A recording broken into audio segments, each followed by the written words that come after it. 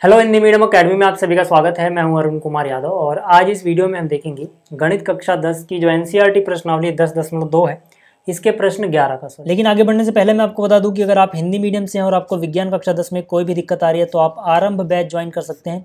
इस बैच में मैं आपको कंप्लीट एनसीईआरटी एक्सप्लेन करने वाला हूँ, बेसिक से लेके एडवांस लेवल पे। और जो ये प्राइस है इस बैच का वो भी काफ़ी कम रखा है मैंने। इस बैच को लेने के लिए या फिर इसमें इनरोल करने के लिए आपको प्ले स्टोर से एक स्टडी ऐप डाउनलोड करना है या फिर आप वेबसाइट पे भी विजिट कर सकते हो।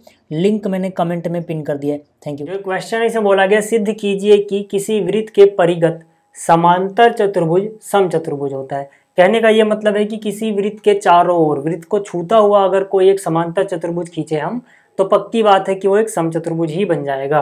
ठीक है, कहने का क्या मतलब है, फिगर समझो, आपको ज़्यादा अच्छे समझ में आएगा। यहाँ पर समझो कि यहाँ पर एक वृत्त है अपने पास। ठीक है, अब इस वृत्त के परिगत हम अगर एक समांतर चतुर्भुज ABCD खींच रहे हैं, परिगत खींचने का ये मतलब हुआ कि इसको जस्ट टच करता हुआ जाता है, यानी स्पर्श करता हुआ जाता है। तो ये जो इसके परिगत हमने समांतर चतुर्भुज खींचा है, ये एक समचतुर्भुज बन जाएगा। ऐसा हमें सिद्ध करना है। तो कैसे करेंगे, सबसे पहले हमें लिखना होता है क्या दिया है। तो हमें दिया है एक समांतर चतुर्भुज ABCD जो कि एक वृत्त के परिगत है।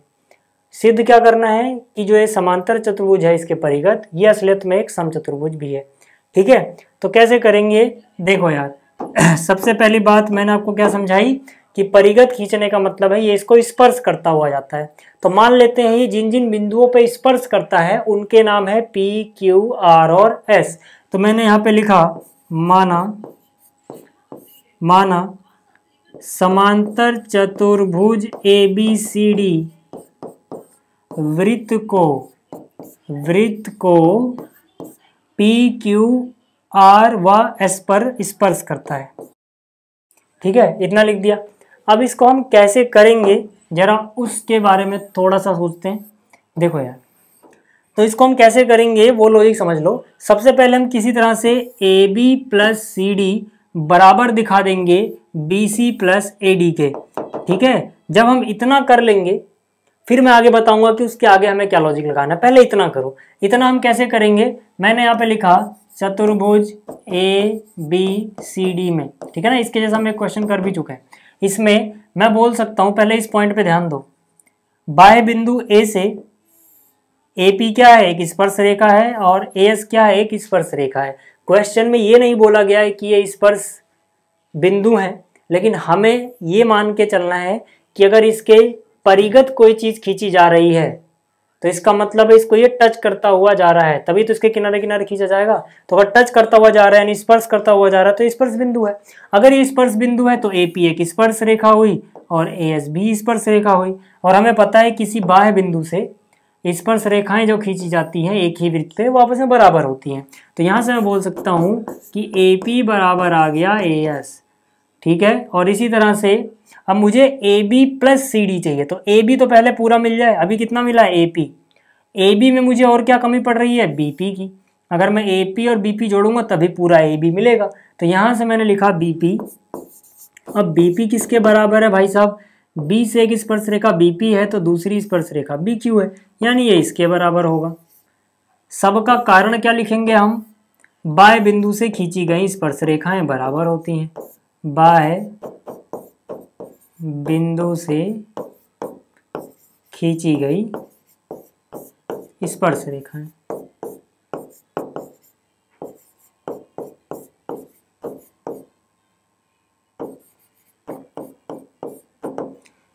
ठीक है, इनको समीकरण 1, 2 का नाम देते चलो। देखो अब AP और BP अगर मैं जोड़ूं तो मुझे पूरा AB मिल जा रहा है। अब AB के साथ मुझे CD भी चाहिए, AB प्लस CD चाहिए था ना। तो CD कैसे मिलेगा, CD मिलेगा CR और DR को जोड़ के। तो पहले CR किसके बराबर है वो देख लो, CR बराबर है CQ के।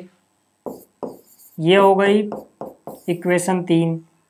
और DR इसके नीचे लिखो किसके बराबर है, DS के। ये हो गई इक्वेशन 4।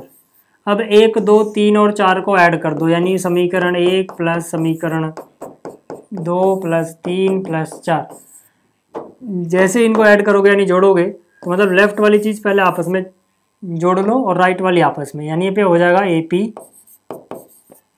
प्लस में BP प्लस में CR प्लस में DR बराबर यहाँ हो जाएगा AS प्लस में BQ प्लस में CQ प्लस में DS। अब ऐसा करने से क्या फ़ायदा हुआ, देखो AP प्लस BP, AP और BP यानी AB मिल गया, और CR और DR जोड़ा तो CR DR पूरा CD मिल गया। AS में DS जोड़ दो, ठीक है, यानी AS में DS जोड़ दो, पूरा पूरा AD मिल जाएगा आपको।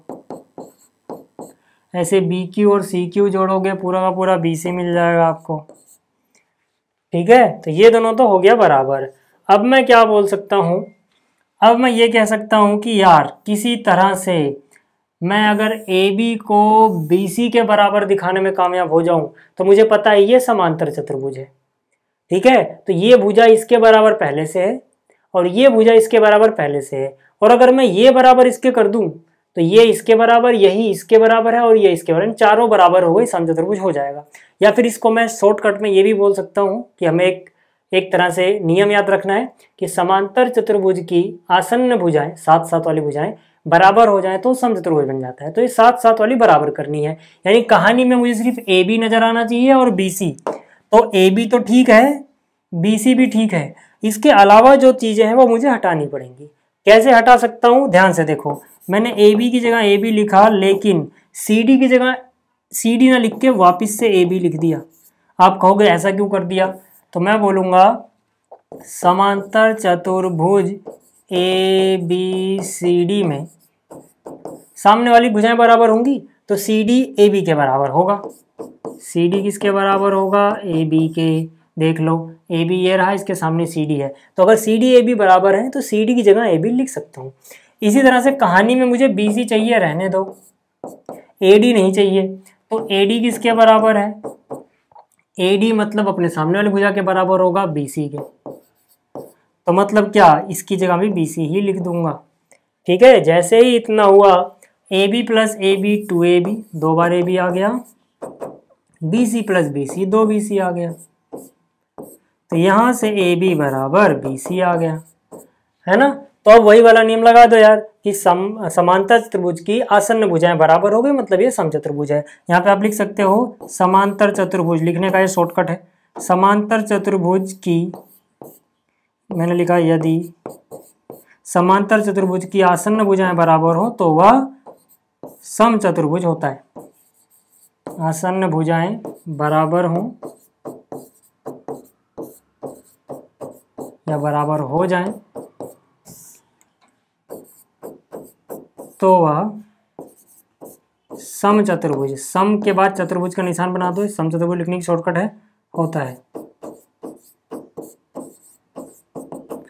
इसका मतलब क्या है कि जो ABCD है वो एक समांतर चतुर्भुज था और उसकी आसन्न भुजाएं बराबर हो गई, मतलब ABCD एक समचतुर्भुज है, ठीक है। तो उम्मीद करता हूँ आपको ये प्रश्न समझ में आया होगा। इस वीडियो में इतना ही, जल्दी मिलेंगे अगली वीडियो में। इस वीडियो को देखने के लिए धन्यवाद।